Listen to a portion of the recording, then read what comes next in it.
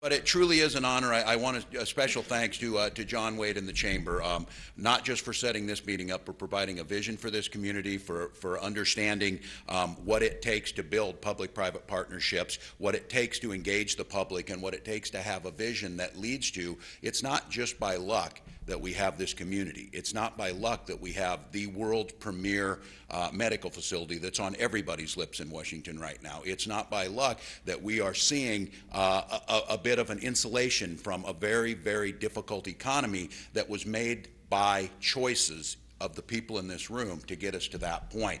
And we're here today to talk about maybe the next step in that, in the Southern Rail Corridor, about how we position ourselves to, as John said, I think we have to be very clear on this. This is not a false choice or false dichotomies. The railroad is critically important. Rail infrastructure in this nation is going to be as critical now as it was 100 years ago in building where we're going to go, in combination of freight rail as well as passenger rail. There's a vision laid out there that it is the most economical. You can move large amounts of freight at the cheapest rate. It has positive impacts in terms of emissions that we're talking about now, in terms of greenhouse gas emissions, those types of things. The Southern Rail Corridor is exactly that. We see a city here, and you heard the statistics, the growth, the number of crossings, we can give you all the statistics. This city has continued to grow. This city has continued to make strategic investments. This city has continued to place itself amongst the best in the country. And what we need to understand is that the rail, as the rail is positioned right now, was positioned for a 19th or 20th century city at best. It wasn't positioned for a 21st century city.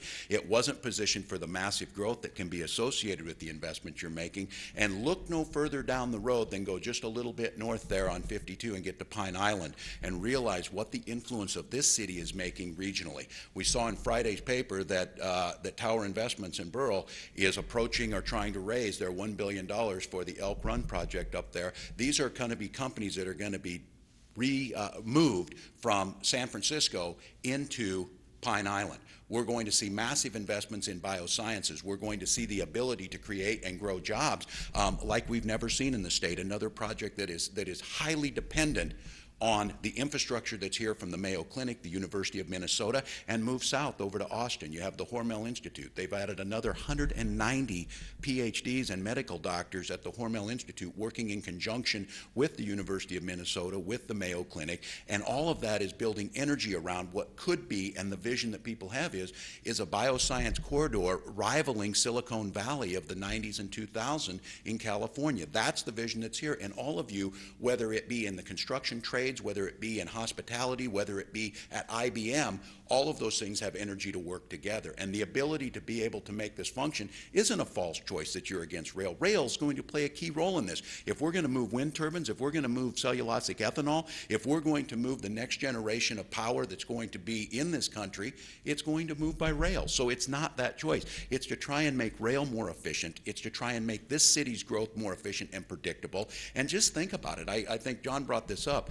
The discussions around this and the discussion around Mayo, all of the talk that went into before Chrysler went into bankruptcy, Mayo has more employees than Chrysler at this point. This is a major national institution. This is a major national city in growth, and it's one of the only areas that is showing sustained growth is in the biosciences and health research. We're seeing that. That possesses great potential for all of us. And I did not, as I said, this is not my project. This is not Governor Pauline's project. This is not Senator Klobuchar's project. This comes from local officials. This comes from through the representative process of local officials putting things forward and putting the process forward. I am acutely aware that whenever you do a project like this, you're displacing people. This isn't disdaining landowners on this. They're a critical part of this.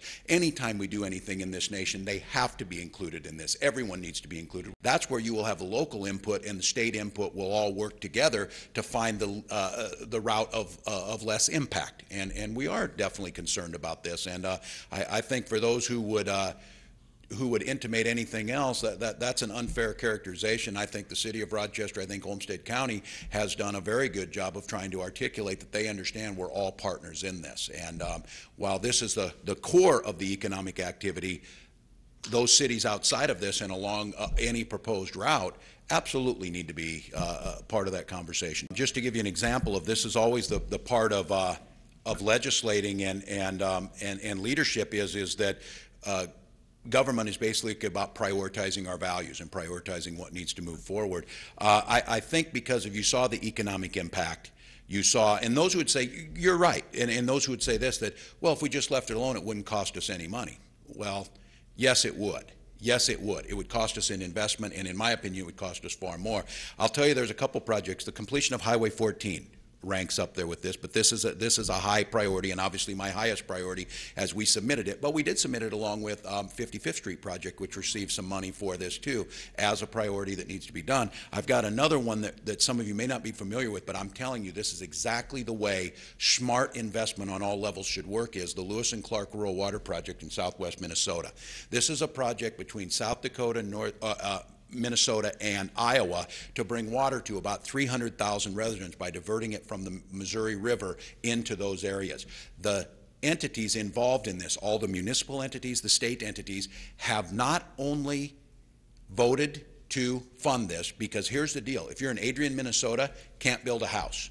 There's no water. Can't start a business. There's no water. They are frozen on any type of growth. This is a basic function, water, to be able to provide for these cities. They have all paid ahead on their taxes. They got a commitment from the federal government to fund this project and get it done, understanding that if all of us come together, and this is a project, I swear, it's the only time you'll see this in the room. Steve King from Iowa, Stephanie Herseth from South Dakota, John Thune from South Dakota, Tim Johnson, Amy Klobuchar, myself, all 100% committed that we need to finish the federal portion of this that was promised to them, because the states and the local entities have done it ahead. And it is a great partnership of understanding that's how you invest, that's how you get this done, and it makes sense. And I quite honestly think we have to have the discussion in this country. Yes, they're federal dollars. That means that I guess technically those dollars could come from other states, but the state of Minnesota invests a lot of federal tax dollars, and we're one of the lowest receivers of it coming back. And so I'm proud to tout all of those as my three major projects, but I think from an economic standpoint and from a growth standpoint, there's none that provides larger numbers in terms of what I consider to be the negatives of not completing it. So, but again, if it could, just as a last note on this, I think it's important how all these things tie together. The completion of Highway 14 as well as the completion of this project all work together, where I think too much in the past we've built the silos of different things. And coming back to Joe's point on this, it took the Eisenhower vision of an integrated interstate system to have us starting to look more regionally, and I think this is one. We're going to be tied to Chicago by rail at some point in this, and again, I would say if it's feasible, those who say, well, maybe nobody's going to ride this and it's not worth spending the money, that is a great point to bring up, and one that darn sure better be explored. That's why Governor Paulini has authorized the statewide rail plan with our state legislators to find out what's the best route, what's the best way, how does all this tie together. And this beautiful airport sitting here south of town also plays a role in that.